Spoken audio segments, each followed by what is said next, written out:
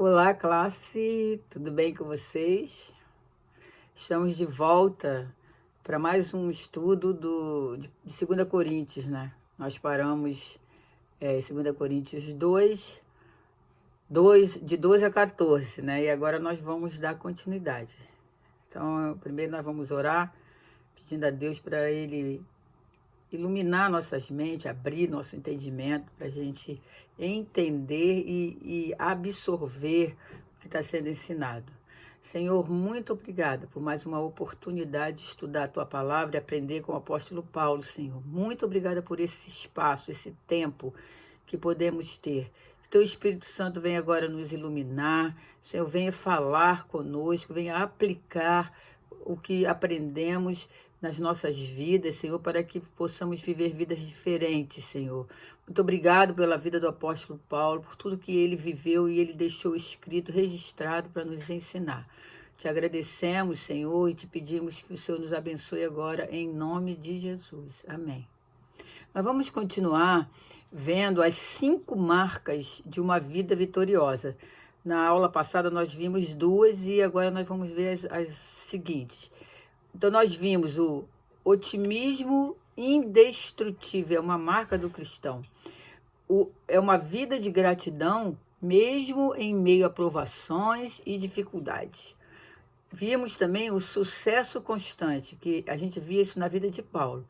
Mesmo diante de lutas avassaladoras, podemos estar sempre firmes e confiantes. Confiantes no Senhor, em quem nós colocamos o nosso olhar, né? Então, a outra marca é o impacto inesquecível, que está nos versículos do capítulo 2, do versículo 14, a parte C, do 14 ao 16. E diz assim: por nosso intermédio, exala em todo lugar a fragrância do seu conhecimento, porque para Deus somos o aroma de Cristo entre os que estão sendo salvos e os que estão perecendo. Para estes somos cheiro de morte, para aqueles fragrância de vida. Mas quem está capacitado para tanto? Paulo trata do inesquecível impacto do cristão na vida das pessoas ao seu redor. O cristão, ele é o bom perfume de Cristo. Ele exala aroma de vida para a vida e cheiro de morte para a morte. Nós vamos entender um pouco isso, o que Paulo quis dizer com isso. Então, o pregador, que é o cristão, né, ele espalha a fragrância do conhecimento de Deus, tá? No capítulo 2, versículo 14, que nós acabamos de ler. Era costumeiro, no tempo de Paulo, era costumeiro, nas procissões triunfais, se fazer acompanhar por aromas agradáveis de queima de plantas aromáticas nas ruas. Paulo usa essa metáfora para dizer que Deus manifesta por nosso intermédio, pela pregação do Evangelho, a fragrância do seu conhecimento. Deus é conhecido pelas suas obras e pela sua graça. Ele mesmo se revelou na criação, na sua palavra e em seu Filho.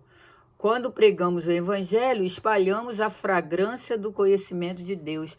O conhecimento de Deus vem pela pregação do Evangelho. O pregador, ele é o bom perfume de Cristo. Nós também lemos no versículo 15. O perfume aqui não é uma substância, mas uma pessoa. Nós somos o bom perfume de Cristo. O pregador, ao proclamar o Evangelho, ele espalha a fragrância do conhecimento de Deus. Nesse sentido, os pregadores são o próprio perfume. Nós não somos apenas perfume de Cristo, mas o bom perfume de Cristo. Um bom perfume tem 4 características que nós vamos ver aqui. Primeiro, ele é precioso. O perfume ele é precioso. Somos preciosos para Deus, somos a menina dos seus olhos. O perfume, ele influencia sem alarde. O bom perfume não consegue se ocultar. O perfume existe para ser espalhado. Ele se espalha, né? Naturalmente. Ele atrai as pessoas e ele torna o ambiente mais agradável. Assim somos nós, povo de Deus, somos o bom perfume de Cristo. Além de sermos sal que dá tempero às coisas, dá sabor e não deixa estragar, nós também somos esse perfume que agrada, né? Que torna o lugar, o ambiente agradável. Paulo estende mais a metáfora e descreve as duas possíveis reações à pregação do Evangelho, ao acrescentar as palavras tanto nos que são salvos como nos que se perdem. A pregação do Evangelho é aroma de vida para os que creem, mas cheiro de morte para os que se recusam a obedecer. Somos perfume de Cristo, tanto nos que são salvos como nos que se perdem. O cristão nunca é uma pessoa neutra.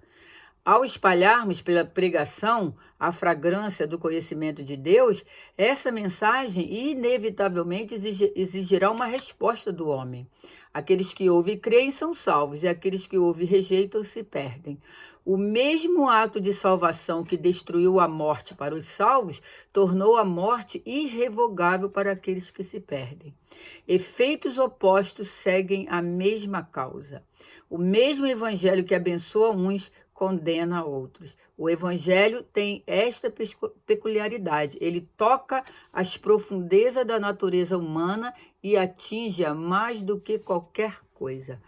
O pregador, ele é agente de vida ou de morte. Está no versículo 16, que é isso que nós falamos aqui. O evangelho sempre exige do homem uma decisão. Ninguém pode ficar neutro em relação ao evangelho. O homem é escravo da sua liberdade. Ele está obrigado a tomar uma decisão. Fomos criados com livre-arbítrio, então a gente acaba sendo escravo dessa liberdade de escolher, né? Até os indecisos, eles tomam a sua decisão de não decidir. Quem não se decide por Cristo, decide-se contra ele. Jesus mesmo disse: quem não é por mim, é contra mim. Quem comigo não ajunta, espalha. Para os que rejeitam o evangelho, somos cheiro de morte para a morte. O mesmo evangelho que salva o arrependido, condena o impenitente. Para os que aceitam o evangelho, somos aroma de vida para a vida. O mesmo aroma que simboliza morte para uns, representa vida para outros. A mesma mensagem que sentencia de morte os rebeldes, promete perdão e vida aos arrependidos e contritos. O mesmo mar que foi o caminho de libertação dos hebreus, foi o lugar de morte dos egípcios. Outra marca do cristão é uma integridade irrefutável. Aí está no versículo 17, 2,17.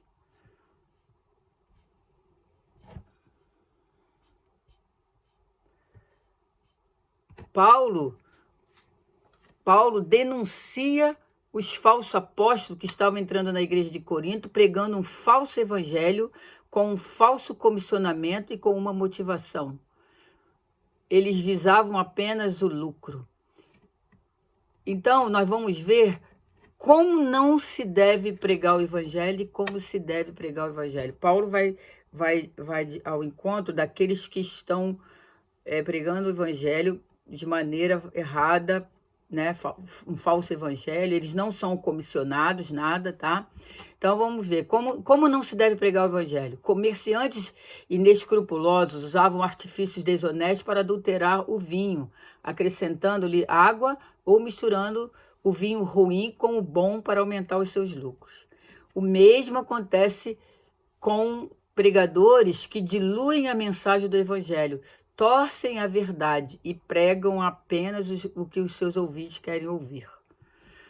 Havia vários obreiros fraudulentos em Corinto, que não tinham comissionamento de Deus, não tinham evangelho genuíno, nem motivações puras, mas estavam diluindo o evangelho e comercializando a palavra para obter lucro. Está lá no capítulo 4, versículo 2, que diz assim: antes renunciamos aos procedimentos secretos e vergonhosos, não usamos de engano, nem torcemos a palavra de Deus. Pelo contrário, mediante a clara exposição da verdade, recomendamos-nos à consciência de todos diante de Deus. E no capítulo 11, versículo 20, ele fala: de fato, vocês suportam até quem os escraviza ou os explora, ou quem se exalta ou lhes fere a face. Esses obreiros fraudulentos faziam do ministério uma fonte de lucro financeiro e não uma agência de proclamação da verdade. Eles não promoviam a Cristo, mas a si mesmos. Eles não buscavam a glória de Deus, mas a exaltação de si mesmo. E como se deve pregar o evangelho? A procedência da mensagem de Paulo, tá? Paulo, ele não fala de si mesmo ou em seu próprio nome, mas ele fala da parte do próprio Deus. Paulo não é a fonte da mensagem, mas canal dela. Paulo, como embaixador da parte de Deus, era obrigado a proclamar a própria palavra de Deus com irrestrita fidelidade.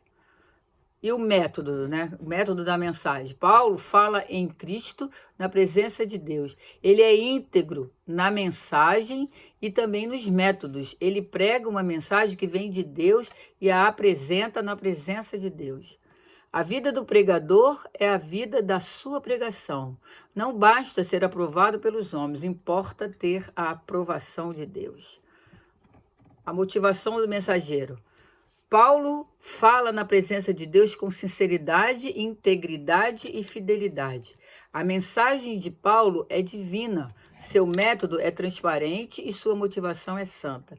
Ele não prega para obter lucro, mas para manifestar a fragrância do conhecimento de Deus. Seu coração não é governado pela ganância, mas pela sinceridade. Outra marca do cristão é a realidade inegociável. Está no capítulo 3, de 1 a 3, que diz: será que com isso estamos começando a nos recomendar a nós mesmos novamente? Será que precisamos, como alguns, de cartas de recomendação para vocês ou da parte de vocês? Vocês mesmos são a nossa carta, escrita em nosso coração, conhecida e lida por todos. Vocês demonstram que são uma carta de Cristo, resultado do nosso ministério, escrita não com tinta, mas com o Espírito do Deus vivo, não em tábuas de pedra, mas em tábuas de corações humanos.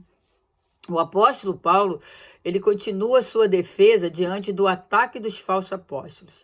Eles ostentavam diante da igreja de Corinto cartas de recomendação, enquanto Paulo não as portava. A apostolicidade de Paulo, sua integridade, suas cartas, suas palavras e conduta estavam em jogo.